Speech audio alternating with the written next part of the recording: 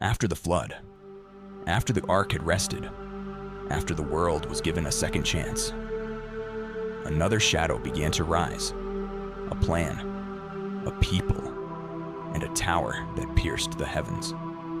Genesis 11, a familiar story, but beneath its surface, a mystery that shakes the foundations of heaven and earth, a rebellion not just of men, but of gods. This is the secret of Babel.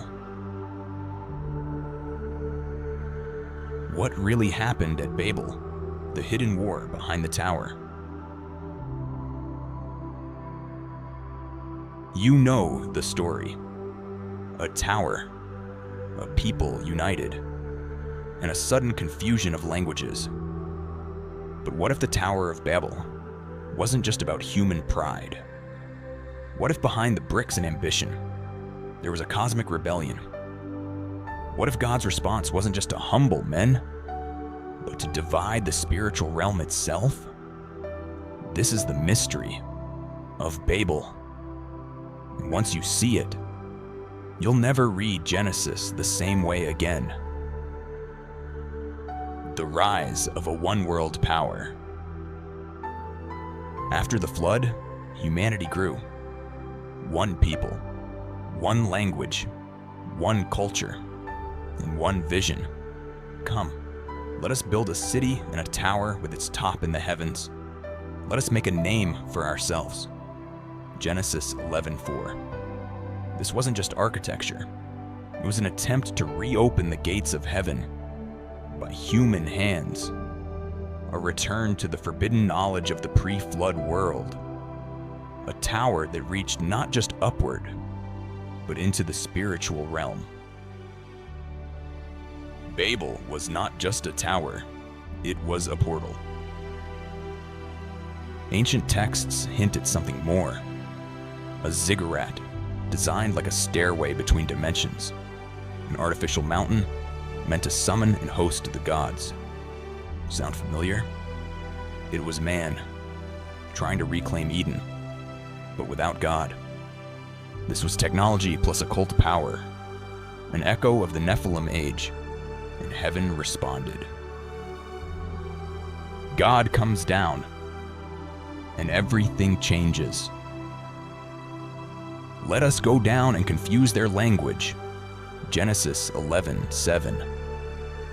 But God's response wasn't just linguistic.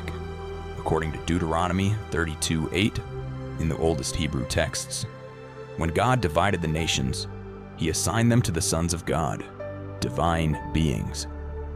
In other words, at Babel, humanity wasn't just scattered. They were handed over to lesser powers. The cosmic shift. This was the beginning of the divine council nations. 70 nations, 70 principalities, each ruled by a spiritual being, some of whom would become corrupt. And over all of them, one chosen people would remain under Yahweh alone, Israel. This is why, in Psalm 82, God judges these gods. I said, "You are gods, but you will die like men." They were meant to govern the nations, but they led them into darkness. Babel wasn't just a story about human disobedience.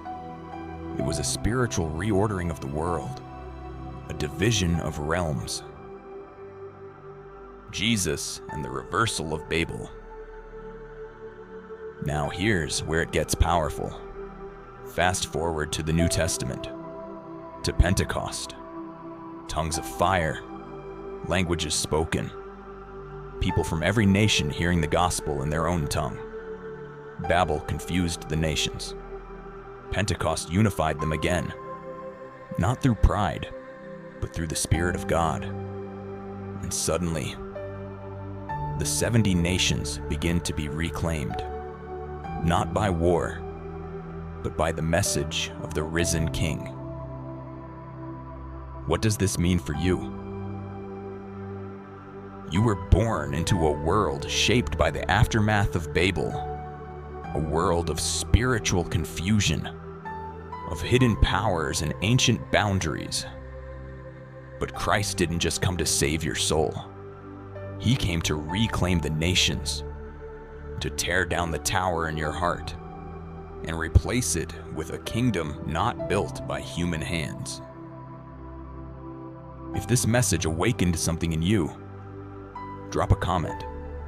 I was scattered, but now I'm found. And if you want to explore the hidden patterns of Scripture, the Watchers, the fallen realm, the divine council, the war for the nations, then subscribe.